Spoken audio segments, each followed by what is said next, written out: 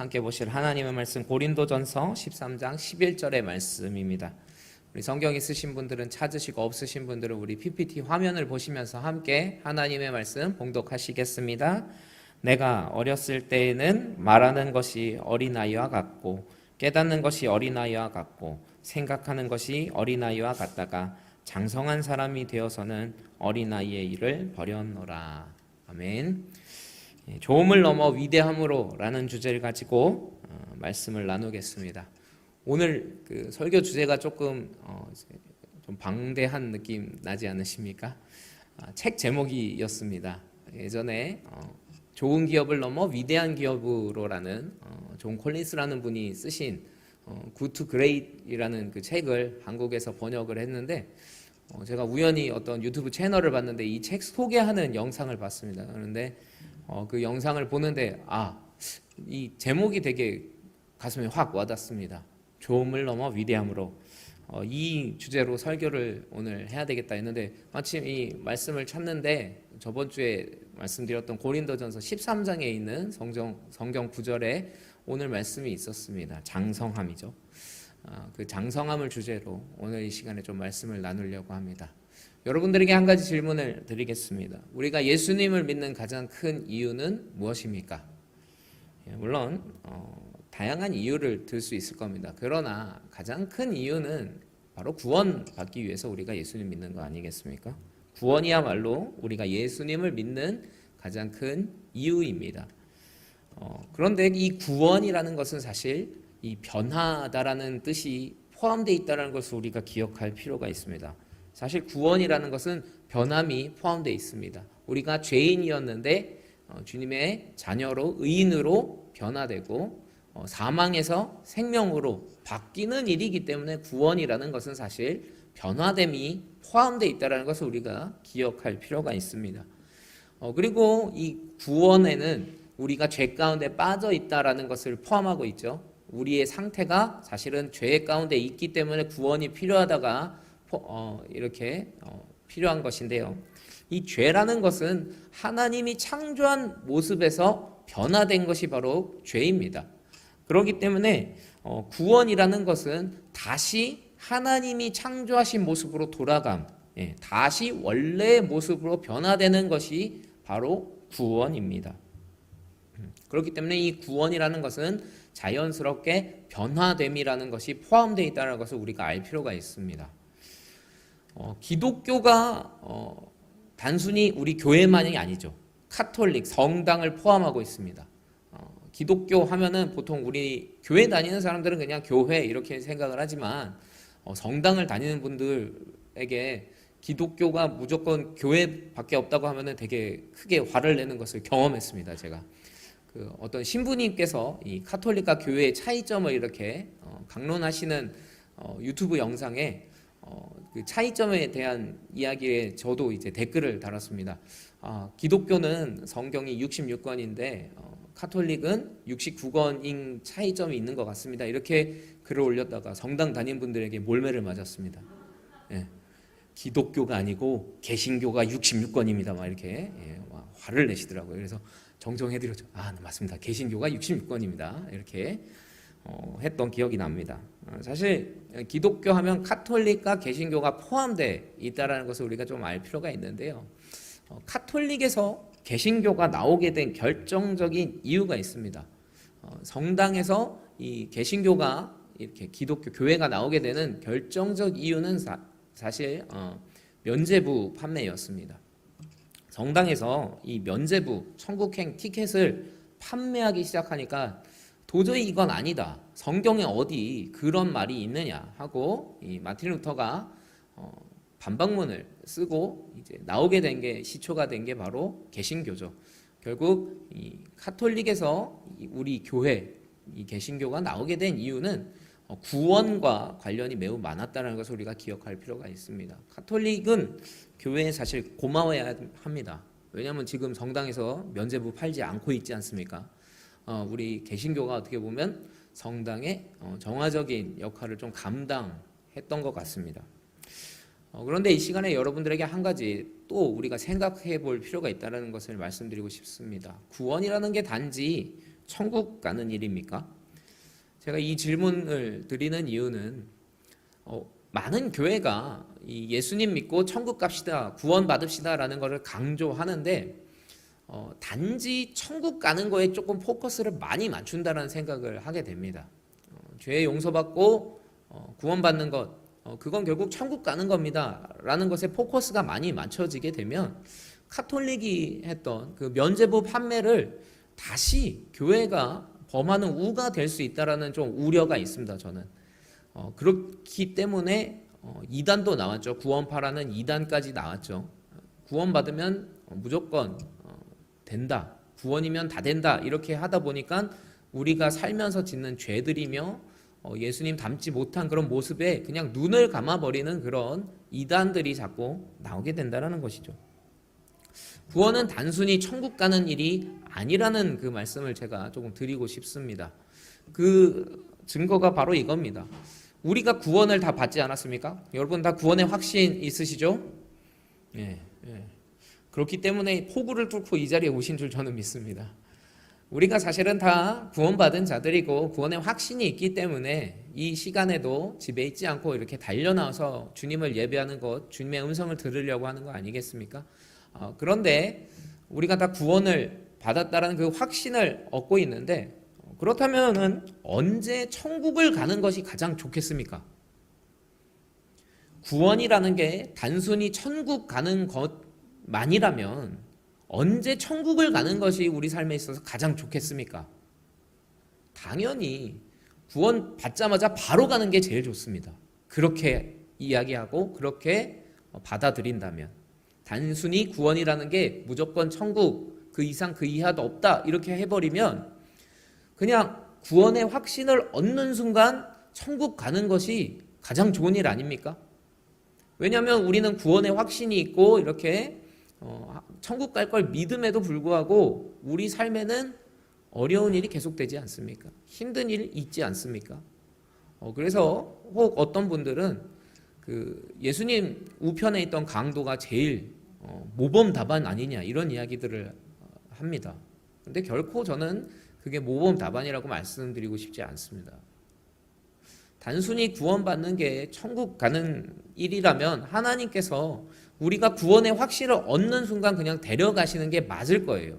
하나님이 우리 너무 사랑하시니까 구원, 단순히 천국 가는 게 목적이라면 하나님 믿고 구원받는 즉시 그냥 하나님 데려가시면 더 이상 뭐 죄 지을 일도 없고 힘들 일도 없을 거 아닙니까? 그래, 나의 목적은 네가 천국 가는 거였는데 네가 이제 천국이라는 거 믿고 예수님 믿으니까 자 빨리 가자 이렇게 가시면, 데려가시면 그게 오히려 어떻게 보면 우리에겐 더 큰 행복이면 그게 맞는 일일 수 있다는 생각을 하게 됩니다.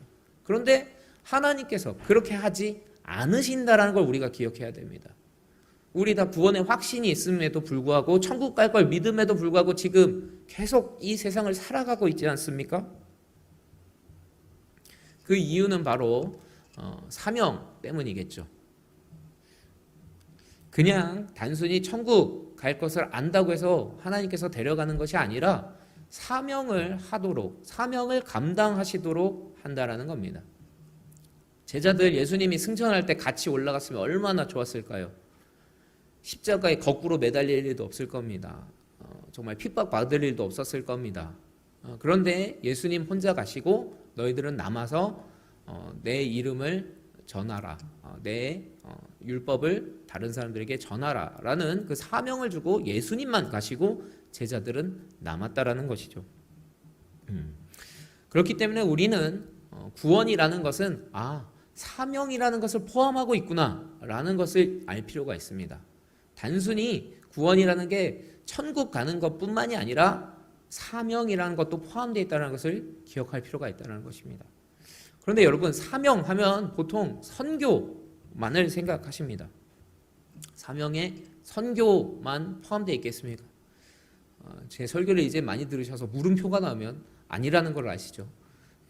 사명이 분명히 선교가 맞습니다. 예수님의 그 지상 명령을 우리가 행해야 되는 겁니다. 그런데 단순히 그게 선교만이겠냐는 거예요. 사실 사명은 선교의 장성함이 포함되어 있다는 겁니다.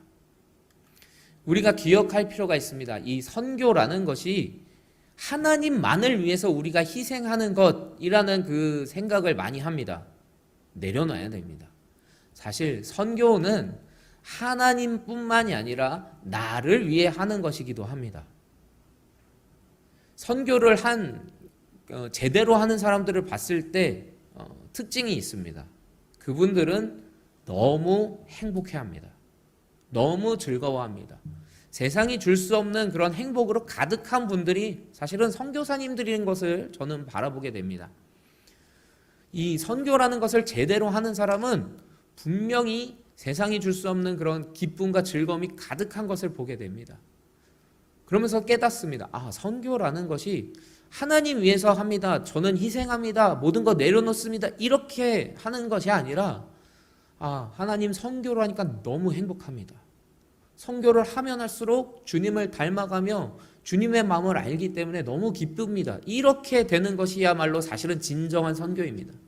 우리가 골육 구원을 위해서 기도하지 않습니까? 가정 구원 복음화를 위해서 기도하지 않습니까? 눈물의 기도가 많이 있으신 것 알고 있습니다. 그런데 한 가지만 기억해 주십시오. 그 일은 여러분들에게도 도움을 줍니다. 여러분들이 정말 저 사람 구원받아야 되는데 내 사랑하는 사람 구원시켜 줘야 되는데 하나님 이렇게 간절하게 기도할 때 사실 여러분도 성장하고 있다는 겁니다. 여러분도 하나님 마음을 계속 품기 때문에 여러분들도 계속 예수님 닮는 그런 성장이 있기 때문에 사실 선교라는 것은 무조건 하나님만을 위해서 우리가 희생하고 헌신하는 것 이렇게 생각할 것이 아니라 선교를 함으로써 내가 성장하고 하나님과 가까워지고 있다는 그 축복을 우리가 항상 기억했으면 좋겠습니다. 그렇기 때문에 골육구원과 이 가정복음화를 위해서 기도하는 것 십자가만이 아닌 여러분들에게 주시는 하나님의 상급이라는 것도 기억하셨으면 좋겠습니다. 오늘 본문 말씀 한번 보겠습니다. 한 번 더 읽겠습니다. 내가 어렸을 때에는 말하는 것이 어린아이와 같고 깨닫는 것이 어린아이와 같고 생각하는 것이 어린아이와 같다가 장성한 사람이 되어서는 어린아이의 일을 버렸노라. 사도 바울은 정말 이 사역을 열심히 했고 선교를 열심히 한 사람의 그 대표 주자입니다. 그 바울의 고백을 보십시오. 바울이 참 완벽한 사람이었습니다. 갖출 거 다 갖춘 사람이었습니다. 그럼에도 불구하고 선교를 하고 선교를 계속하면 할수록 나는 어린아이였습니다. 이제야 조금 큰 것 같습니다. 이런 고백을 하는 걸 보면은 선교라는 건 사실 바울에게 필요했던 것입니다. 바울이 예수님 만났습니다. 예수님 알았습니다. 그 순간 그래 너는 이제 천국 갈 거니까 올라가자 이렇게 안 하시고 바울을 끝까지 선교의 사명을 주신 이유는 물론 그를 통해 많은 사람들을 구원받게 하려는 하나님의 계획도 있으셨지만 바울에게 정말 진정한 행복과 기쁨과 장성함을 주기 위한 하나님의 계획이셨습니다. 우리가 한 가지 이건 기억했으면 좋겠습니다. 하나님께서는 우리를 사용하지 않으셔도 복음을 전하실 수 있는 분입니다. 우리가 좀 겸손할 필요가 있습니다. 그럼에도 불구하고 선교라는 그 귀중한 사명을 우리에게 맡겨주신 이유는 우리를 크게 하고 싶기 때문입니다. 우리에게 하나님의 마음을 더 알려주고 싶으신 이유입니다. 그렇기 때문에 구원이라는 것은 천국뿐만이 아닌 사명과 장성함이 함께 있다는 것을 우리가 기억해야 합니다. 앞으로 구원이라는 것 단순히 천국 가는 것 여기서 국한되지 않으셨으면 좋겠습니다.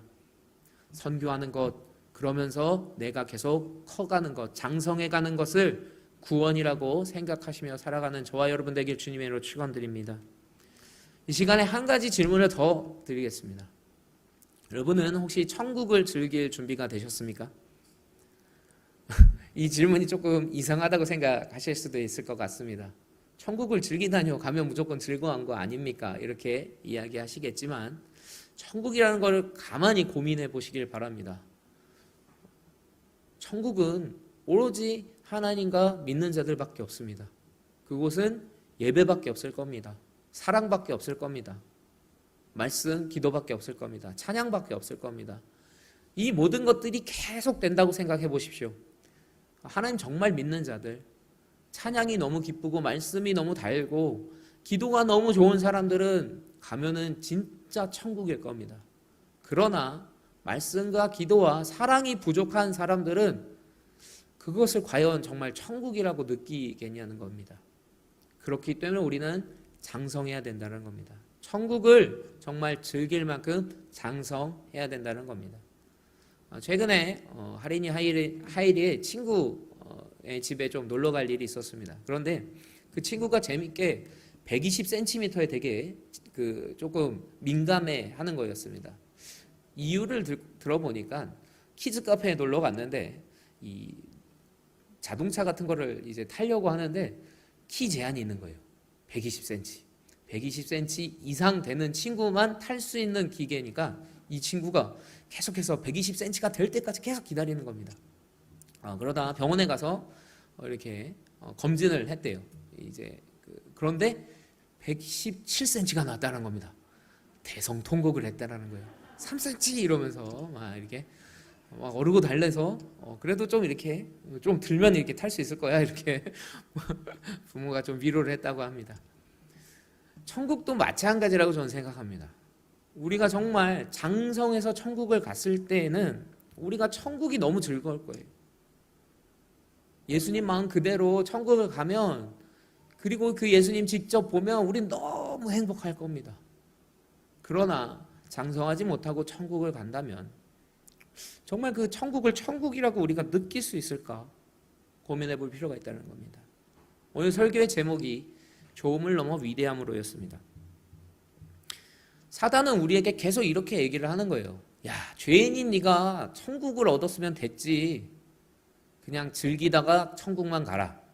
인생은 그냥 적당히 살다 천국만 가라.